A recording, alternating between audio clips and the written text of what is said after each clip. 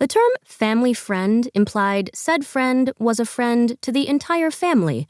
Therefore, the term was decidedly a bullshit one, at least as it applied to Bobby Bae and Winter Park, nemeses since the 9th grade. Or 1st grade, if you ask Winter. They were the only 2 Asian kids in their school, so they were frequently on the receiving end of comments like, "I didn't know you were allowed to have more than 1 kid in China," which was problematic because 1, they were not related, and 2, they were Korean. It was either that or the ever-persistent assumption they were dating. Winter hated spending time with someone as uptight as Bobby Bae.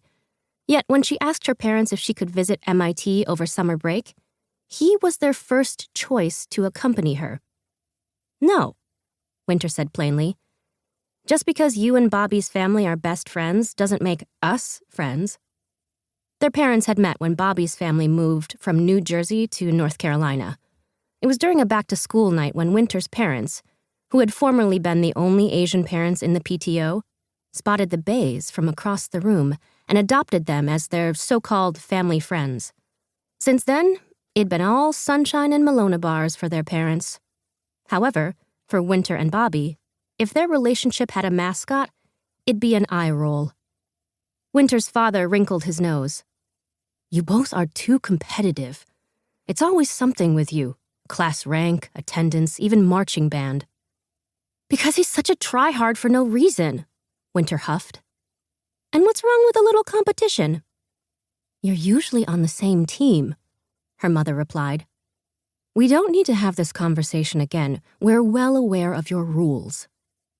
Of course her parents knew the rules, but Winter feared steam would come out of her ears if she tried to hold in the reminder and refrain from further slandering Bobby. Multitasking wasn't one of her strong suits. She took in a sharp breath and was not surprised when her parents' voices echoed her own.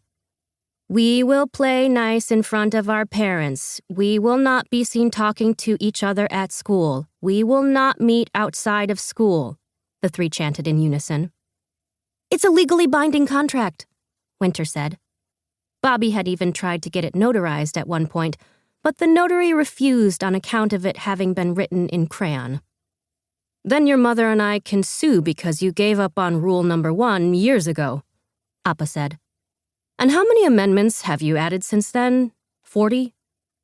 Winter's shoulders tensed as she said in a defeated tone, "I would rather walk to Massachusetts than be stuck in a car for 18 hours with Bobby Bae." Bobby was, for lack of a better word, boring. He spent all his free time padding his college resume with any and all extracurriculars, and it was unclear if he had any interests of his own other than making sure people thought he was a saint. Plus, he was dating Jacqueline Charlotte 3 Names Turner, who, like Bobby Bae, always seemed to be thinking of her next quip rather than actually listening to what anyone was saying.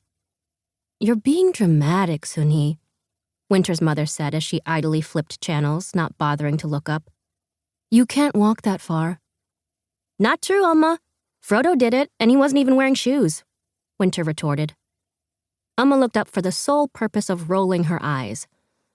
Sarcasm was lost on Winter's mother, who was the most literal woman in the world. Winter was named Winter because she was born in, well, winter. Amma didn't mince words, and she didn't entertain Winter's theatrics. She was a hard-looking woman with a pin-straight graying bob that was customarily clipped to the side and a revolving door of floral blouses and sensible black shoes. "Bobby is a nice boy," Appa chimed in. "I don't see why you don't get along. You have so much in common." Winter bristled at the word boy. If she were a boy, her parents probably wouldn't be hassling her about being too competitive or begging her to be more polite so a boy would like her. Bobby's parents never gave him grief about anything.